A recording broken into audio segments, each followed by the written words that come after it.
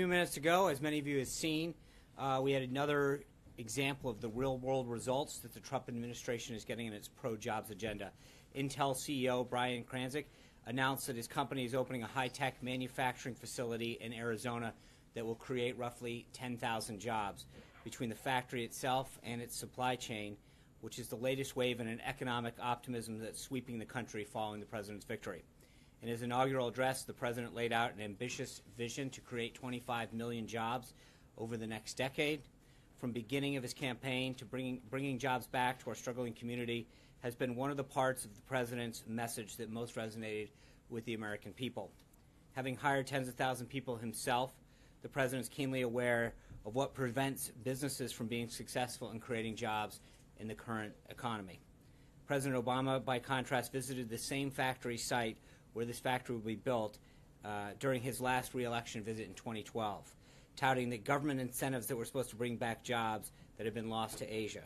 President Trump knows that for a business, the real government incentive is the government restraining itself. For too many years, Washington has smothered industry in this country under burdensome regulation.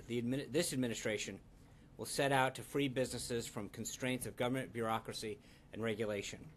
Under the president's Buy American, High American agenda, the government is going to get out of the way of businesses to allow them to thrive. Just last week, the president signed what we've been calling the one in, two out executive order requiring that every new federal regulation that's adopted must be eliminated. This new rule will provide much-needed relief for businesses who have been regulated and saddled with an absolutely staggering amount of additional red tape, as much as $1.9 trillion per year by some estimates. In 2014, the National Association of Manufacturers calculated that companies in every industry paid an average of $9,991 per employee to comply with federal regulations. And it's only gotten worse since that study was conducted. By relieving even a small portion of this burden, we will allow businesses to grow and hire more people. Projects that have been stalled or scuttled are being revived in anticipation of the president's pro-growth policies. Last quarter, confidence among CEOs of U.S.-based companies jumped by 4.2% points in the YPO Global Pulse survey, one of the single largest quarter gains in history. This is only the beginning of the president's agenda. Moving on to recap the president's afternoon and evening yesterday. As you saw, we officially announced the 24 people who will be serving in his cabinet on the White House website yesterday. The president looks forward to having all these distinguished, qualified men and women in place as heads of departments and agencies so that our government can start fully working for the American people and enacting the agenda that he brought forward during the last campaign. The president spoke with two foreign leaders yesterday. During his call with President Rajoy of Spain, the two leaders discussed our shared priorities, including efforts to eliminate ISIS. The president already additionally reiterated the United States' commitment to the North Atlantic Treaty Organization and emphasized the importance of NATO allies in sharing the burden of defense spending. President Trump also spoke with President Erdogan of Turkey, during which he conveyed U.S. support to Turkey as a strategic partner and NATO ally and welcomed Turkey's contributions to the fight against ISIS. Last night, the president had an incredibly meaningful visit with current officers who enrolled in the Green Berets qualifications course. These young men and women who will be at the tip of the spear serving our country in some of the world's most dangerous places as intelligence officers. The president told these brave young soldiers how proud he was of their commitment to risk everything to keep us safe and how humbled he was to serve as their commander-in-chief and that they could always count on him to have their back.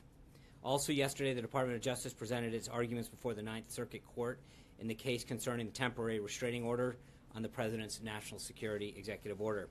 Again, as I did yesterday, I want to emphasize that the issue before the Ninth Circuit right now is extremely narrow.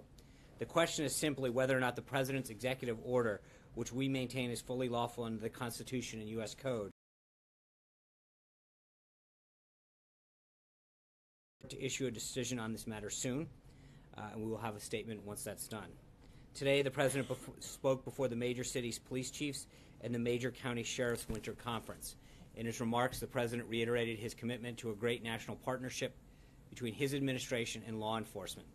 While there are many things that the federal government can do to improve safety in our communities, it truly rests with the police officers, sheriffs, and deputies who risk their lives every day on our streets.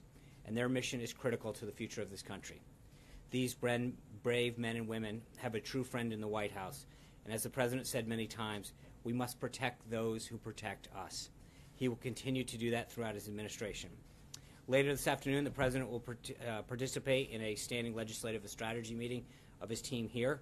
The team has been working around the clock to engage lawmakers and get the President's agenda moving through Congress. Yesterday, the Vice President attended the Republican Policy Lunch, where he discussed how the administration will work with the Senate to deliver results for the American people. Of course, the Vice President also cast a historic vote for Secretary of Education Betsy DeVos on the floor of the Senate, and then later swore her in his office across the street. The larger Intergovernmental Affairs team is maintaining direct communications to state, local, and tribal leaders so that we know what issues are affecting local communities.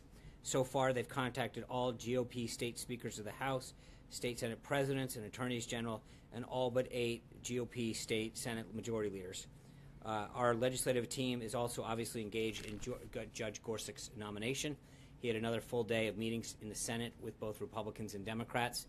He met this morning with Senators Flake and Heitkamp, and this afternoon he'll meet with Senators Cotton, Blumenthal, McCaskill, and Heller. We're also pleased to see another Democrat, Senator Jeanne Shaheen of New Hampshire, come out and say that the eminently qualified Judge Gorsuch deserves an up or down vote. That brings us now to 9 total Democrats who have come out and expressed a willingness to treat Judge Gorsuch fairly. We hope more Democrats will continue to join their colleagues in fulfilling their constitutional duty to offer advice and consent on the President's nominee. Also on the Hill, we expect Attorney General-designate Sessions to receive a full vote on the floor of the Senate tonight. As unfortunately has become commonplace in the Senate, Democrats once again spent hours last night in a counterproductive discussion about one of President Trump's clearly qualified nominees, not to mention one of their peers. Senator Sessions has a long and distinguished legal career, serving as both the U.S. Attorney of the Southern District of Alabama and also as Alabama's Attorney General. The President looks forward to Senator Sessions' return to the Department of Justice, where he will continue his service to our nation as our Chief Law Enforcement Officer. We also anticipate votes later this week on Secretary-designate Price and Mnuchin. Finally, before I open up for questions, the White House has spoken with the governor of Louisiana about the severe weather in the Gulf Coast. We've also made contact with the mayors of the affected areas. FEMA is monitoring the situation around the clock and is in the process of deploying teams to support response and recovery activities. At this time, there have been no additional requests for federal assistance, and we'll update you should that change. With that, let me go to the first question from Curtis Fuller from WLWT NBC in Cincinnati, Ohio. Well, good afternoon.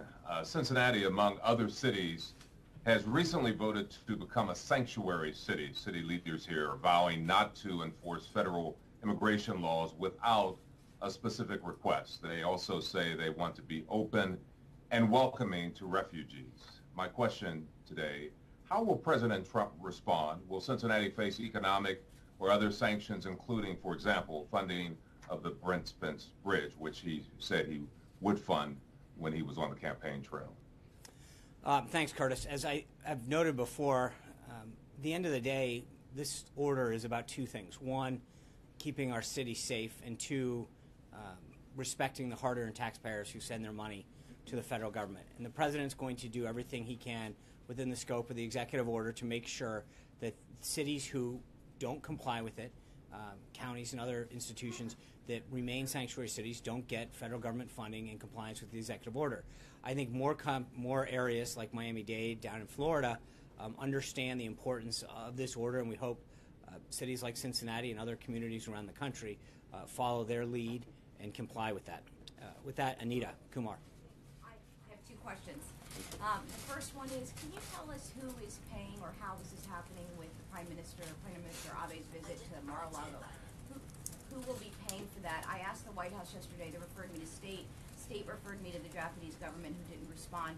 It seems as if the Prime Minister was paying and the money was going to Treasury, as previously discussed. You mean when he travels here or to Florida? Mar-a-Lago. Okay. Then it seems the White House would know that. And let me get back to you on that. I will follow up with you. So on the exact financing, I'm not sure how that flows, but I'd be glad to find out. Okay. Second question was, during the hearing yesterday that you talked about, Ninth Circuit, there was some discussion about whether there needed to be a tweak to the executive order to make it clear that legal permanent residents would not be included. in that, and there was some back and forth on that. Will there be a tweet? Will there be a Well, I think there was further guidance that I spoke about that went out.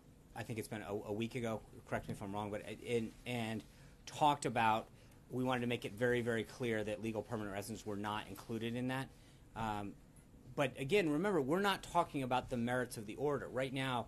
This discussion that happened last night and that the court will be ruling on is specific to the temporary restraining order and whether or not it should be maintained until there's a further discussion on the merits. So, again, I don't want to get into the legal nuances, but right now the guidance is very clear that was issued several days ago, if not a week ago, that this is not about legal permanent residents. So that they are excluded from this, and I don't know why there would be that discussion. That clarification has been made. Jeff? Sean, you said you're not talking about the merits of the order. Was the president this morning talking about the merits of the order when he called it disgraceful, the hearing that he heard last night? He wasn't arguing before the Ninth Circuit, Jeff.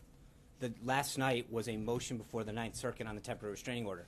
I think the president was very clear that U.S. Code and the Constitution clearly give the president all the authority that's needed to make sure that he can regulate who comes into this country and prevent any acts of, anyone who's not coming to this country in a peaceful manner. The code, 8 U.S. Code 1152, is very, very clear on this. And so I think the president was pointing out the same issue that we had in Boston, which is once we had a chance to argue it on the merits, we won on it. And so I think that's what he clearly did not argue in front of the Ninth Circuit last night. So they called it disgraceful. But calling it disgraceful, is that the type of language? Yeah. I think that the president, when you look at the U.S. Code and how clear it's written and the authority and power it gives the president to do what is necessary to keep this country safe and regulate who comes into this country, I think it's a very, very clear reading. And the president was very, I think he further went on and said it doesn't matter what level of education you're at. I don't think you could misread this. So I think I think he was very clear with Jeff. So thank you. Daniel Halper. I was curious about this tweet that President Trump about his daughter's brand. Yeah. And then it was retweeted by the POTUS account. What's the standard that the president's doing in regards to his family businesses or that business? Well, I think this was less about his family business and an attack on his daughter. He ran for president. He won.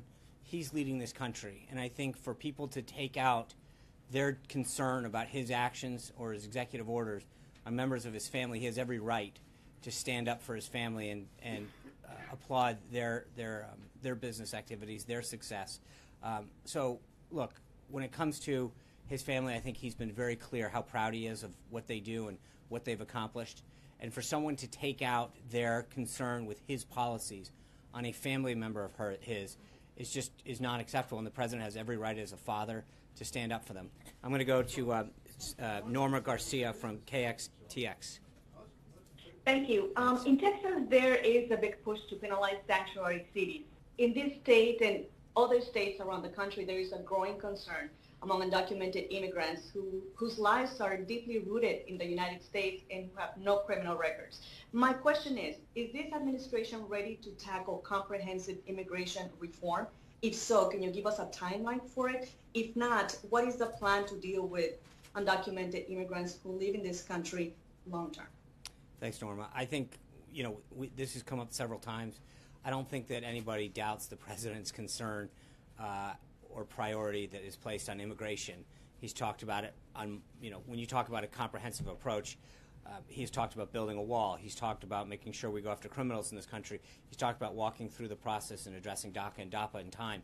I think this is a big problem. There's no question that both on the security side and on reforming the current immigration system that is so clearly broken, that he is walking through this already, both in terms of executive action, and then we'll continue to work through Congress. So to your question about the timeline, I think he's already enacting several pieces of it, and he's going to work with Congress to get further down that. Eamon Javers. Sean. Hallie, both the same family. Two for you, Sean, here. Playing off of the question from back from Daniel there on the business activities that you described the president taking offense to. Nordstrom has come out and says this was not a political decision, it was a business decision. Right. Ivanka Trump, as you know, has said she has divorced herself, separated herself from her business. So how is she being treated unfairly if she's not a Well, part I think of there's this? clearly a targeting of her brand, and it's her name still out there. Well, so she's not directly running the company; it's still her name on it, and there's clearly efforts that to undermine that name based on her father's positions on particular policies that he's taken. This is a direct attack on his policies and her name and so that there's clearly an attempt for him to stand up for her because she is being maligned because they have a problem with his policies. John Roberts. John, I'm sorry. You're right. And actually, to clarify that, the timing of that tweet, it looked like it was right after No, President PDB, during, can you just... I've heard the conjecture. He was free when that happened. Thank you for Second asking. question was on the No, that was the actually lawsuit. that's two. Oh, I'm sorry, that was a clarification of the one. The president tweeted today that if he does not prevail in court, talking about the Yeah. lawsuit issue, that we will never be safe. We will never have the safety and security we're entitled to. What does that mean? Does that mean that this is the only tool in his toolbox, and if this EO gets batted down by the courts, we're toast? No, but I think that when you and I mean again, let's 8 U.S. Code 1182 says whenever the president finds that the entry of an alien or any class of aliens into the United States would be detrimental to the interests of the United States, he may by proclamation and for such periods as he shall deem necessary suspend the entry of aliens or any class of aliens or immigrants or non-immigrants or impose on the entry of aliens or restrictions he may deem necessary and appropriate. I guess at some point, if you don't look at that statute and say that the president has the power that Congress and the president have deemed necessary to keep this country safe, you've got to wonder how far you're going to allow that to get eroded. So the point is that at some area, you've got to wonder if the president isn't able to execute on the power that's been vested into him and is codified in U.S. Code. At some point, you have to wonder what else is at question.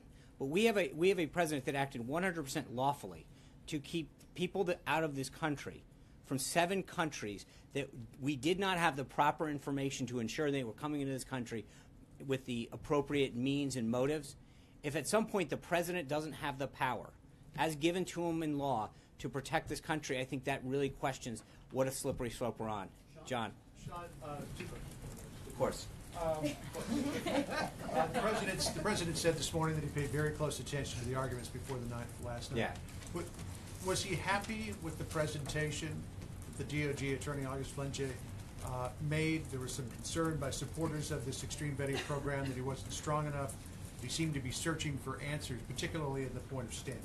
I think there was a lot of back and forth during that entire argument. He made some solid points, and I think that he did what he had to represent the president's case and to represent the administration's case on the TRO. I think the president has really focused on the merits of this case and looking forward to getting it back either to the Ninth Circuit or to the lower court or however it has to move. He feels very confident on the merits, and that's where I think his focus has been. So I'm not concerned. I think the president's main concern has been on the merits of this case and making sure that an executive order that was lawfully executed and went through the entire process. Remember, we've got to go back and remember that the DOJ's Office of Legal Compliance vetted this order, deemed it was legal. So we've followed the entire process to make sure that this was done correctly, constitutionally, legally, and every otherwise. And so to now our focus is making sure that whether or not we have to wait a day or two or whatever for the TRO, we look forward to the opportunity to discuss this on the merits. Jen Jacobs. Hey, whoa. Sorry. Come on.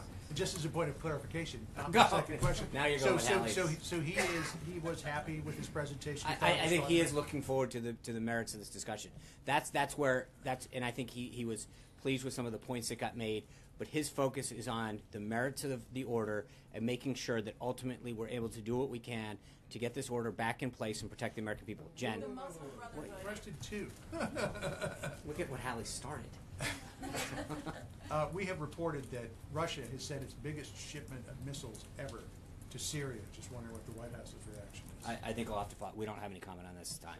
Jen. Brotherhood. Yeah. Is it accurate that the administration is weighing labeling the Muslim Brotherhood a terrorist organization, and will you do the same for Iran's Islamic Revolutionary Guard? I think there's no one that can question the president's commitment to fully attacking and addressing the threat that we face by radical Islamic terrorism. He has been made very clear during the campaign that the first step is understanding, knowing, and proclaiming who the enemy is, and he's going to do whatever it takes. That being said, I'm not going to get ahead of any announcements that we may or may not have coming in the near future. But make no mistake, the president understands the threat that our nation faces, and he's going to do everything he can to attack it, root it out, and destroy it. Cecilia. Thank you. The president also said today that in the last 2 weeks he's learned a lot, and that terrorism is far greater, and that terrorism is a far greater threat than people understand. That sounds like he is telling the American public that they have something to fear. Is there a specific threat that he is talking about? And should the American public, based on that statement right there, be fearful? No, but I think the American people should understand that the president's committed to doing this. We face a very, very real threat in ISIS and radical Islamic terrorism, and that we've got to do everything he can, and that the reason that he is taking the steps that he is because we must remain ever vigilant. We can't let our guard down. We have to be ahead of the curve, and that the president is going to take the steps necessary to protect this country and its people. And that the idea that we should sit back and not fully appreciate the constant threat that we're in, it's week after week, month after month, that we're hearing of another instance, lone wolf, et cetera, that is going throughout this country. Throughout the world. My apologies. And so I think what the president's doing is trying to make sure that the American people understand that he's doing everything he can to protect them and to keep our institutions and our people safe. And so this is not something that we can rest on our laurels, that we can't understand. He was just down at CENTCOM and SOCOM on Monday morning getting a full briefing of the threat that we face from around the world and their motives. And I think that that's something that he weighs very heavily on his mind when he meets with these people, gets these briefings, meets with the Green Beret soldiers, that he recognizes that there are so many people out there putting their life on the line to protect this country, and to make sure that we understand the threats, and that it is his job and his obligation to do everything within his power to take that information and do what he can to protect the country. And so just to put a pin in it, I just want to be clear. While we may not face an imminent threat today, we don't know when that next threat comes. Is it next week? Is it next month? Is it next year? But the president wants to get ahead of the curve and make sure that we're not talking about what we should have done, but taking every step necessary to make sure that it doesn't happen. Steve. But is the threat today greater than it was yesterday or last week? Because that's what he's saying. I understand what he's saying. What I'm telling you is that we shouldn't ever be behind the curve on the threats that this country faces. We should make sure we don't know when the next one's coming. We don't know when the next lone wolf is coming. We don't know when the next attack is. We've got amazing intelligence that's trying to root out and make sure that it doesn't happen again. But what we can't do is wait for the next attack to come and say, I wish we had done the following. And the steps that he's taken are proactively making this country and our people safer. Steve. Sean, what was the White House response to the Republican proposal for a carbon tax floated today? And separately, could you just set up tomorrow's meeting with the airline CEOs a little bit? What do you hope to get out of it? What do you hope to discuss? So I'm not going to comment on pending legislation. We'll wait to see where that comes. That's just not going to be a habit of ours to comment on every bill that gets introduced or marked up in committee until we have a statement of administration policy. And with respect to the meeting tomorrow, we'll have a further readout on that later tomorrow. But I will say, in general, as you know, he's met with Intel just now. He met with oil executives from the car manufacturers, manufacturing companies, technological companies, unions. So these continued meetings that you'll see in the next months and years are going to be an attempt to make sure that he's sitting down with business leaders from around the country to figure out how he can use his office and this administration to further their ability to create jobs and grow the economy. So this is going to be more of a pattern. You're going to continue to see this, him meeting with people who want to share that agenda to grow, create jobs, manufacture here, lift wages up here, bring benefits to good-paying jobs, etc. Should we take any significance from the fact that you did have this meeting about the carbon tax? No, look, we're not at a policy. We have nothing to announce on that. If I can go now to our next seat. We've got Josh Smith from WJHL in Southwest Virginia. First off, thanks so much for taking questions from journalists covering local news. We appreciate it. WJHL is in Northeast Tennessee and Southwest Virginia.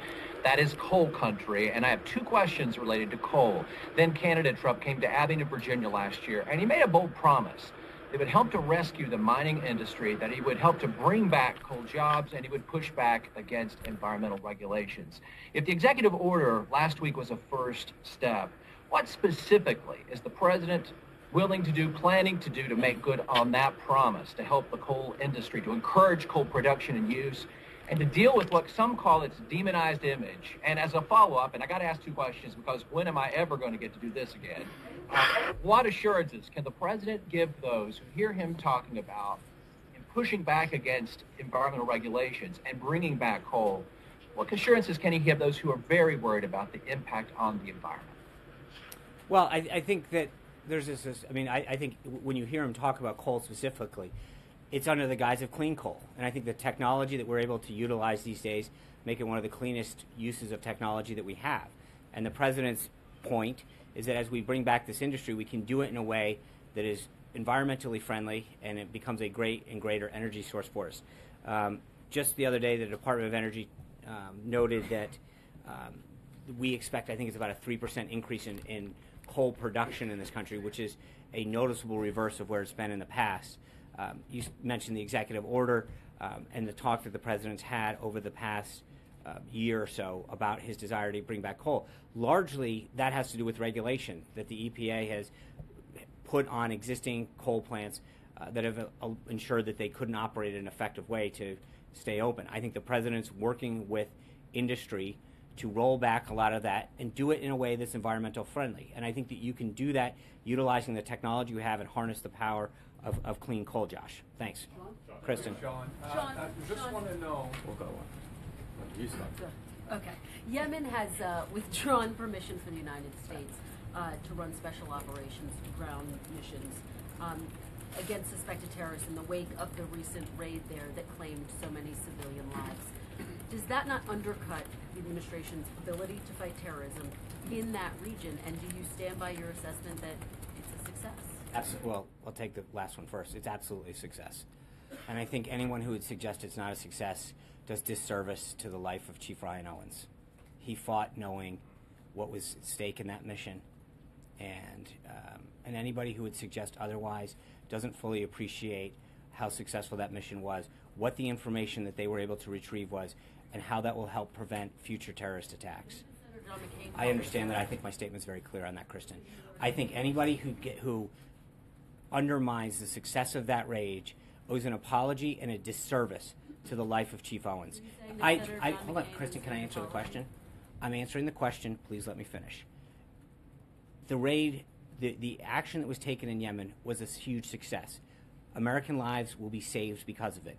Future attacks will be prevented. The life of Chief Ryan Owens was done in service to this country, and we owe him and his family a great debt for the information that we received during that raid. I think any suggestion otherwise is a disservice to his courageous life and the actions that he took. Full stop. With respect, I'm sorry, what was the first part? Is that your message to Senator John McCain? That's my message to anybody who says that. Anybody. I don't know how much clearer I can be, Kristen. Hunter Walker. Yes, thank you, Sean. This morning, President Trump asked local law enforcement officials to help assist with deportations. If he doesn't get the cooperation he's hoping for, does he plan to have DHS and CBP proactively begin deportations of undocumented criminals in the border zone? Well, I think that, look, when you talk about immigration and what he's doing, whether it's the wall or enforcing existing regulations or visa reform, I don't think anybody questions the president's commitment to border security and immigration reform. In fact, it's usually quite the opposite. So when it comes to the steps that he's going to take, I think I've addressed this multiple times, what his priorities are going to be. But you've seen Secretary Kelly talk about construction of the wall, his implementation of the executive order to keep people out.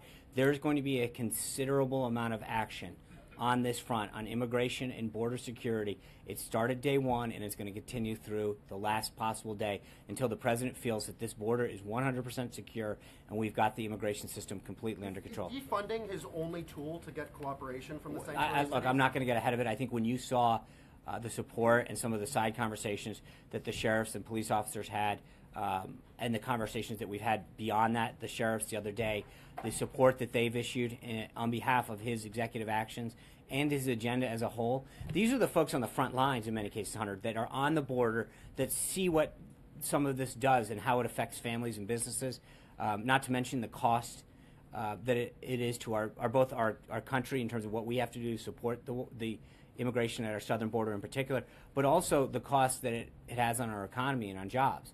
So you're going to continue to see a flurry of activity over and over and over again to make sure that this president continues to show the importance that he puts on both border security and immigration reform. Yeah. Thank you, Sean.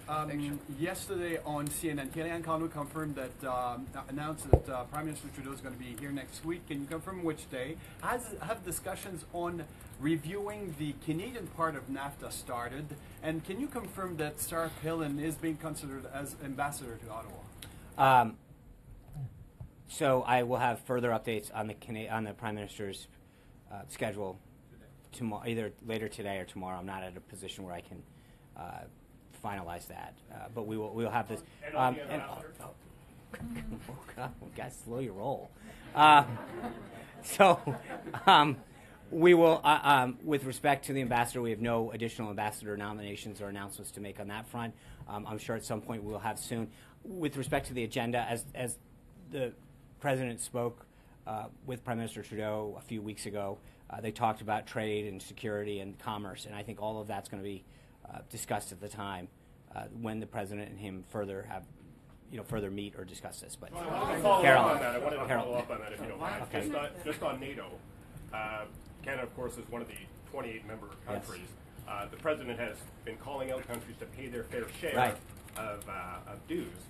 What are his options if countries don't listen to him? And what is this? Well, I think, look, every country is obligated to pay 2% of their GDP.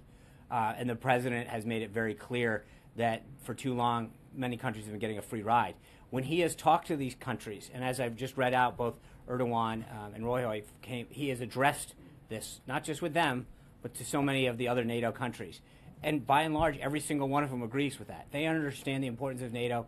And the President's very clear that in order for NATO to be successful, these folks have to pay their fair share. Carol Lee. I wanted to follow on Kristen, and then I just have a question on Turkey. Does the White House have a reaction to reports that Yemen has revoked permission for the U.S. to do I'm sorry. Thank you.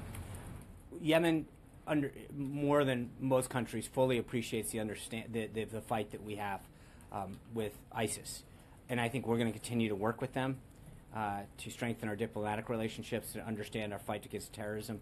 And so at this point, I'll leave it at is that we understand that we share that commitment with them, and we're going to continue to work with them to combat ISIS and to make sure that we do that. I'm not in a position to go any further at this time on that. Turkey, President Erdogan said today that the U.S. agreed to work with Turkey to take Raqqa. Can you clarify what the President said to him in that phone call? I think the readout was as specific as we want to get with his conversation with.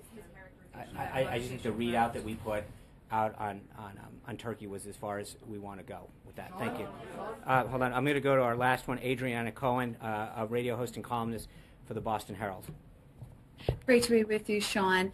Last night, Boston Mayor Walsh went on a television show to talk about sanctuary cities. What does the president make of his vow to house illegal immigrants in Boston City Hall to shield them from the Trump administration? I think the president's executive order is pretty clear. When it comes to this kind of actions, again, I think I referenced it earlier in the briefing, but it's twofold.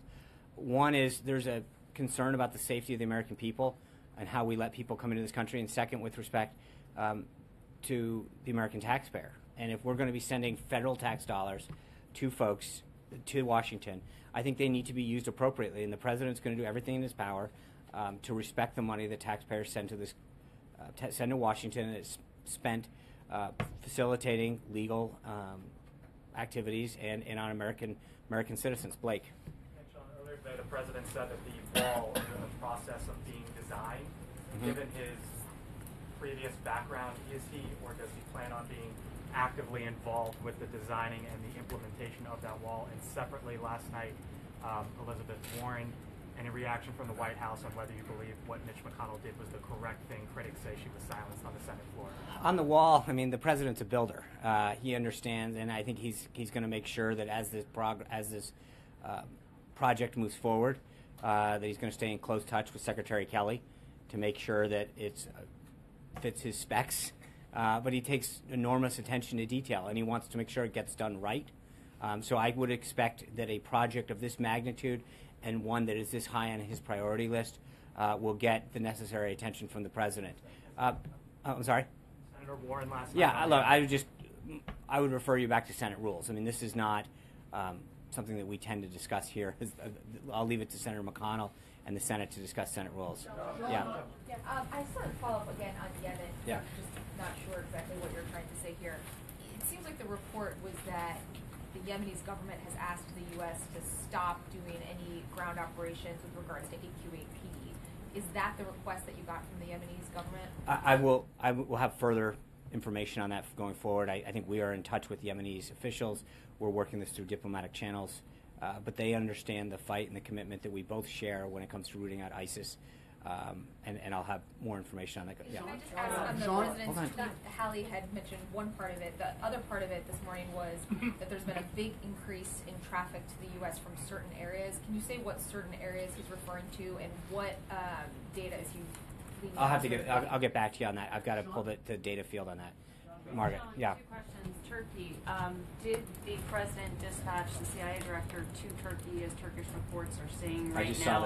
I just saw the CIA director, so if it happened, it hasn't happened in the last hour. Okay, the rest of that question was about, this is part one, about Gulen, whether there was discussion of extraditing Fethullah Gulen, who, as Turkey views as a terrorist. I have nothing further than this to read out at this time. So.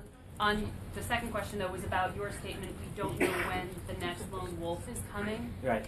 I believe, based on numbers, that the vast majority of lone wolf attacks in this country have been carried out by people who are either American-born, or naturalized American citizens.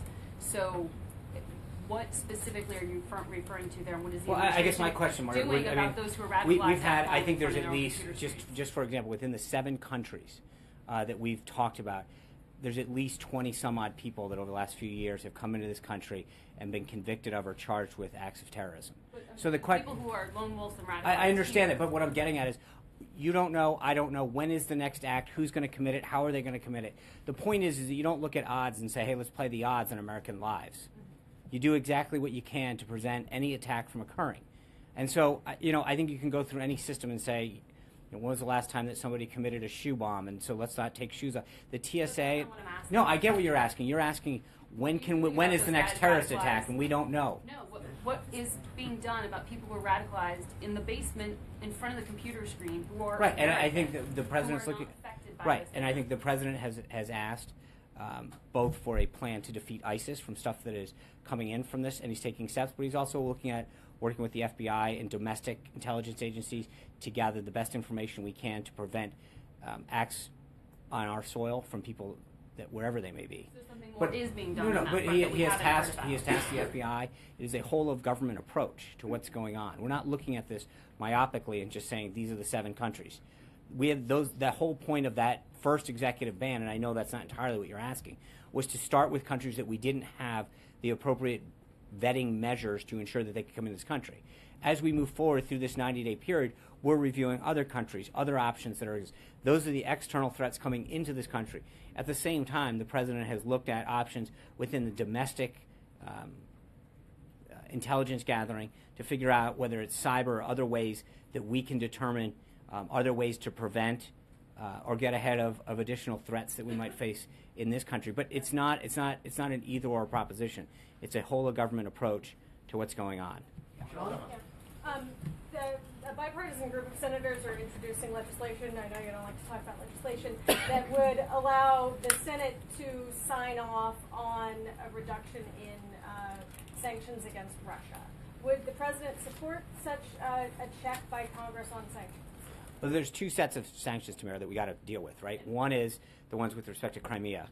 And I think that Ambassador Haley has addressed that very forcefully at the UN, that until Russia leaves Crimea, that those sanctions are a non-starter. With respect to the other ones, I don't want to get ahead of the legislation, if that's what that specifically is dealing with. But again, we're not going to get into pending legislation. With respect to the sanctions that specifically deal with Ukraine and Crimea, I think Ambassador Haley has spoken very, very clearly about them. Yeah. Sean, thanks. The President said this morning in his address to the law enforcement officials that he'll have a zero-tolerance policy for attacks against law enforcement officers. as a specific policy proposals, what does that mean exactly? More death penalty cases on the federal level? What does he mean? I think that what the president said, not just yesterday with his meeting with the sheriffs, but then today, is that he wants them to understand that he is a true friend. They have a true friend in the White House, somebody who understands the dangers that they face every day by putting their lives on the line to protect the American people, whether it's pulling someone up for a traffic stop and not knowing what's in the car, or going up to a house to serve a warrant and not knowing who's behind that door. These men and women, every day in and day out, are willing to put their lives on the line and make huge sacrifices. So he wants them to know that they have a true friend here in the White House that's going to have their back.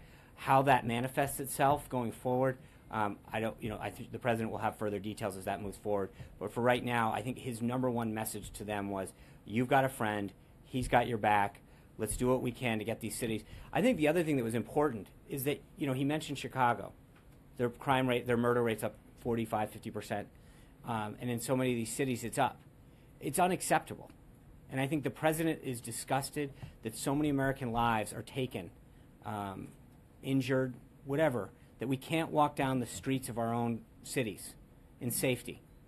And I think he wants to make sure that they understand his commitment, not just to preventing acts of terrorism from coming into this country, but also that whether it's gang violence or whatever, that people feel safe and that the law enforcement is empowered to do what it can to keep our country, our community safe, to work with communities, to establish policies that both respect our citizens, but do so in a way that makes them feel safe and allows them to drive and walk down the streets of our city. Charlie.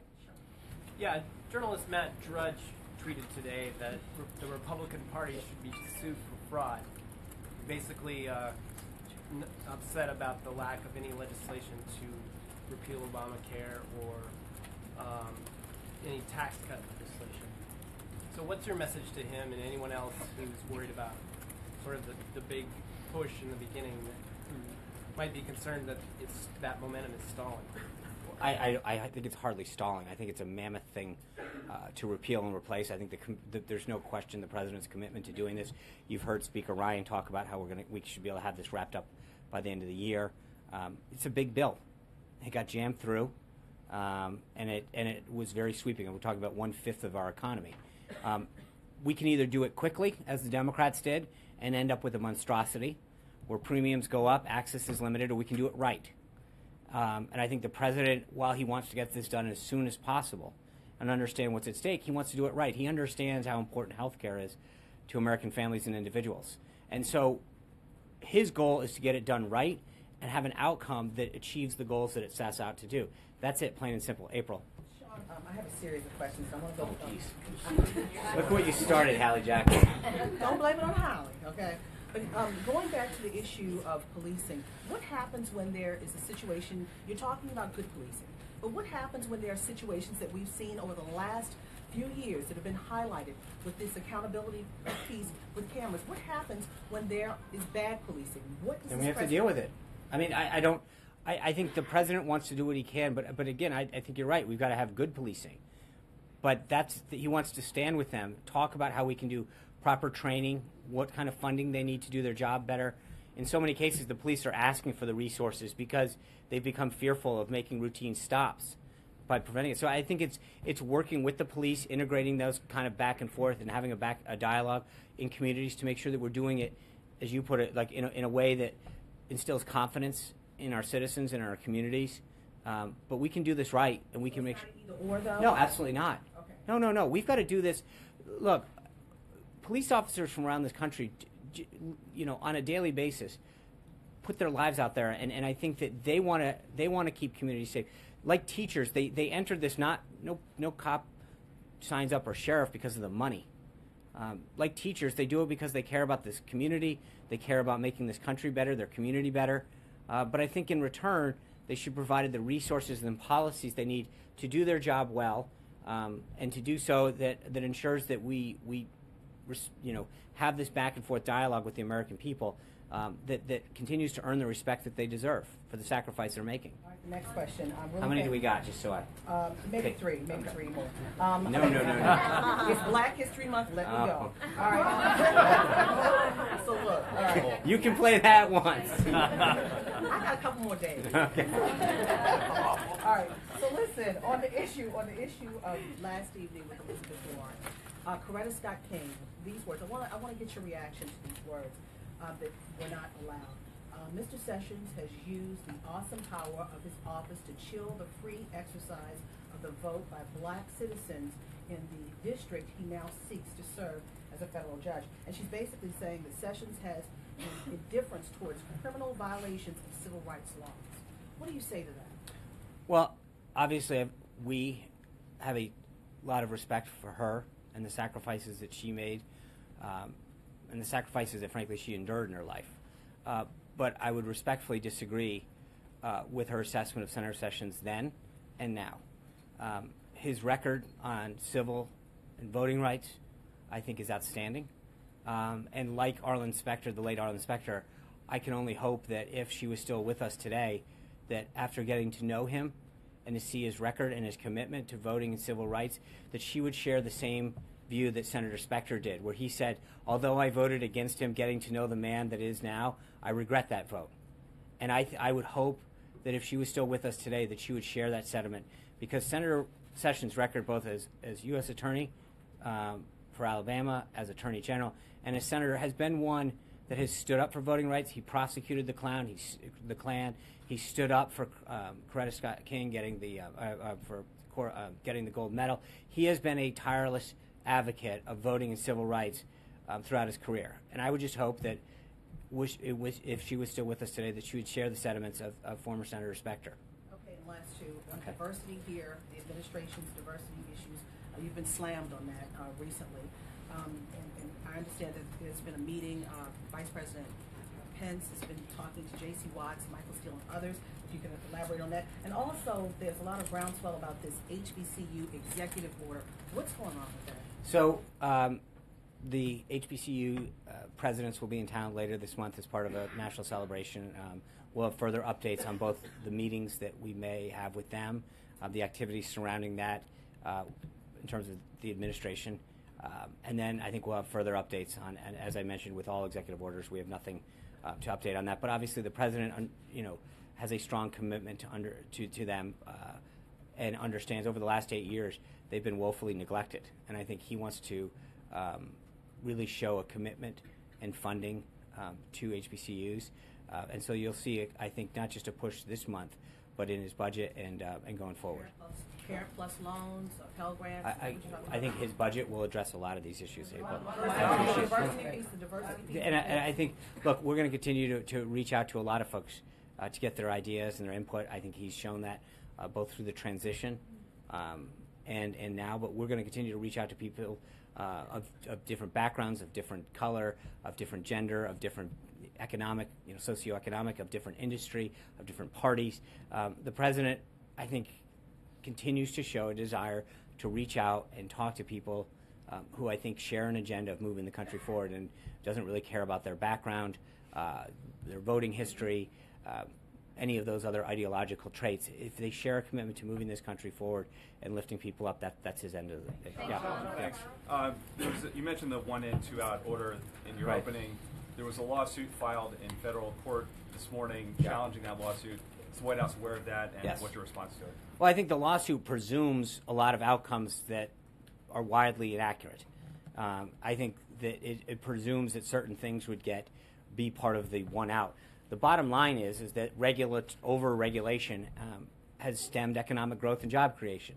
Reviewing those to make sure that they are meeting their intent and not stifling job creation at the expense of whatever they were intended to do is something that should be smart and welcome by everybody. The idea that we're willy-nilly just allowing regulations to occur, but the lawsuit specifically is wildly inaccurate. It makes a ton of assumptions that call for speculation on what may or may not happen in the future, and that's highly, it's just subjective at best and doesn't have any basis in fact. Thank you guys. Look forward to seeing you tomorrow. I know. I see him tomorrow.